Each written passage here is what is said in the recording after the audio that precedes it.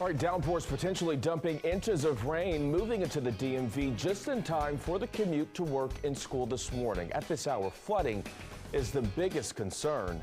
You're waking up to a DMV First Warn Day on this Tuesday morning. Right now, a flash flood watch in place for Washington, D.C. and surrounding counties. Good morning to you. Thanks so much for joining us. I'm Corey James. Good morning. I'm Tanaya Wright. We have live team coverage this morning. Our Joseph Olmo is taking a look at the conditions on the roads for us. Shanika is watching for trouble spots out there, which we've seen plenty already. But we do want to begin with meteorologist Jackie Layer, who is keeping an eye on all this rain we're seeing. Jackie. Yeah, that's right. Good morning on this Tuesday, the day after the extended holiday weekend as everyone's heading back to work and school. And this is not ideal timing for this heavy rainfall that's moving in. We do have the latest update is this flood warning that's across portions of southern Frederick County as well as northern Montgomery County. So we're talking right around Germantown as well as Gaithersburg, towards Clarksburg and right along 270 in Maryland.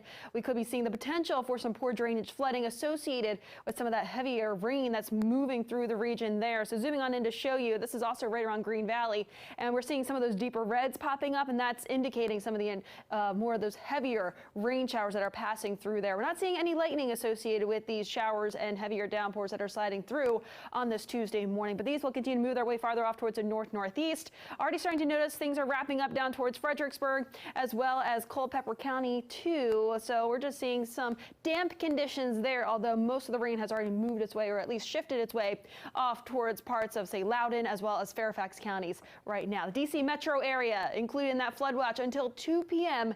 this afternoon. I'm thinking the bulk of the rain should be done by then. However, we count with that chance again still with some lingering ponding on some of those roadways.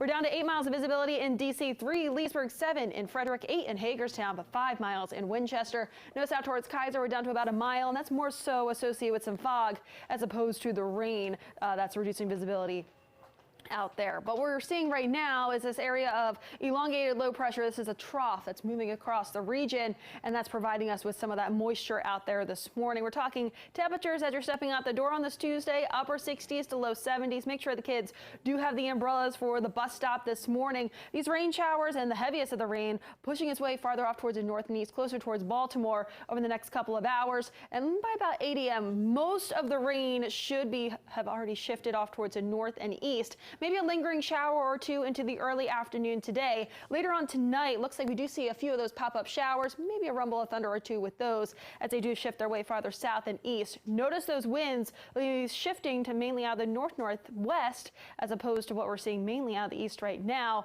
And we'll eventually notice temperatures a little bit cooler tomorrow. I'll have more details on that coming up. Right now, I'll toss it over to Shanika with the all-important traffic update, or sorry, I'll toss it back to you guys at the anchor desk. Yes, we'll go to Shanika in just one moment, but the morning commute could be a slow one. It is our first rainy morning since students across the DMV head back to school. Let's get right to Joseph Olmo this morning. Joseph, what is it looking like at this hour where you are? Yeah, fear not, viewers. Shanika's going to be there in a second to get you the update on how bad the roads actually are in terms of traffic. But we want to actually bring you out onto the roads themselves and show you. This is Wisconsin Avenue here. Metro bus is blocking the view for us here, but once it moves out of the way, you can see this busy street all the way into Washington, D.C. Is moving slow this morning because of the amount of rain. Guys, I just checked in with National Weather Service. It looks like this area where we are at right now, Friendship Heights, has over ½ an inch of rain at this point. It started off earlier this morning, about an hour ago, with 1/3 of an inch, and now 60 minutes later, we're already at ½ an inch, and we know that we could get up to 3 inches of rain. Hopefully people are driving safely out here as they make their way into our nation's capital.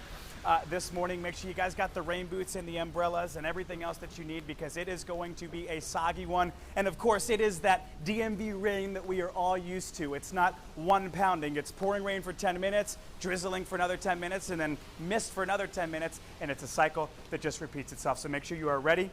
You're staying safe there on the roads. And I know Shanika's got a look on the roads in just a second. Reporting live here at Friendship Heights, Joseph Olmo, DC News Now. All right, Joseph, thank you. Continuing our team coverage this morning, let's turn things over to Shanika Grimshaw, tracking your commute as you head out the door. Yeah, Shanika, you've been seeing trouble spots all morning. Like Joseph said just a minute ago, it rains really hard for a second, then it stops. So don't let it fool you. It's going to be bad weather today. Yeah, you know what's interesting? It's just past the 6 o'clock hour, and you're dealing with all this mess. So right now we're starting at Maryland 200, the ICC.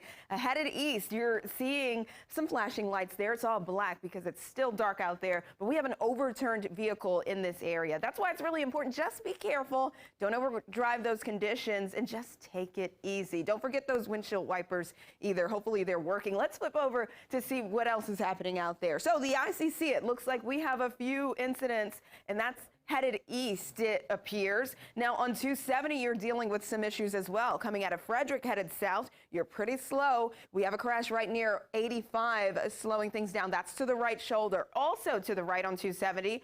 Headed south as well in the Rockville area, right near Falls Road. You're going to find another crash.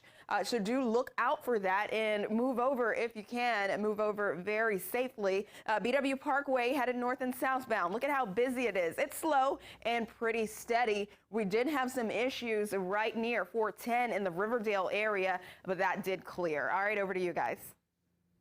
Thank you, Shanika. Breaking now, a teen is waking up in the hospital with serious injuries this morning after a shooting overnight in Shaw. New video into our newsroom shows the busy scene along 7th Street Northwest, not too far from Rhode Island Avenue. Now, our contributor, Larry Calhoun of DC Real-Time News, is reporting another person was possibly grazed by a bullet in that same shooting.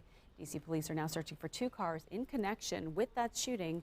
They tell us they're looking for a silver sedan with dark tint and a dark-colored sedan with dark tint.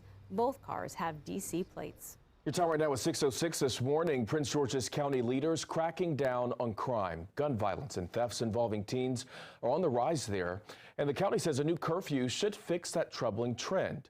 But DC News Now's Max Marcillo breaks down why some question the effectiveness of that solution. We need to stop scapegoating young people. That's the message from attorney Eduardo Ferrer, a professor at Georgetown Law's Juvenile Justice Center. This data from the federal government shows youth arrests have been trending downward pretty steadily since the 90s. What's your interpretation of a curfew? Does it work? Can it work? We've known for decades that juvenile curfews are a really blunt instrument when it comes to fighting crime. Most youth arrests happen during the hours of 3 to 6 p.m.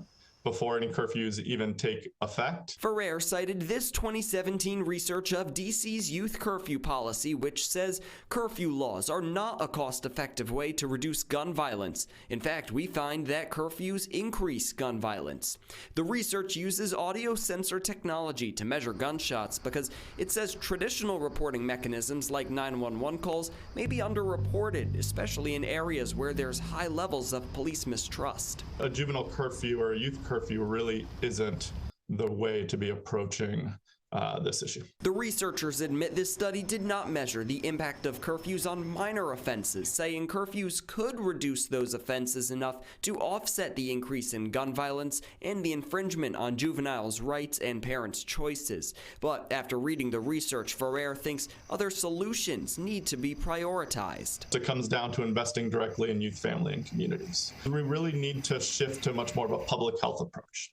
So working on prevention and intervention rather than just reacting once harm has happened. And that was our Max Marcillo reporting. The professor he spoke with also believes the pandemic led to more nationwide carjackings. Your time right now is 6:08. Developing now this morning, a disturbing discovery. A body is found inside of a burning car in D.C. Now this morning, D.C. police are working to figure out what caused that car to catch fire. This all happened along Nicholas Street Northwest at about 4 o'clock yesterday afternoon. D.C. police, along with fire and EMS, responded to the scene. A neighbor who didn't want to go on camera says when they looked out their window, they saw that burning car. Well, we were in our house, and my wife and I heard a whomp, and she looked at me, and I'm like, that doesn't sound right. That sounds like an explosion. And police say they are still investigating the cause of that car fire.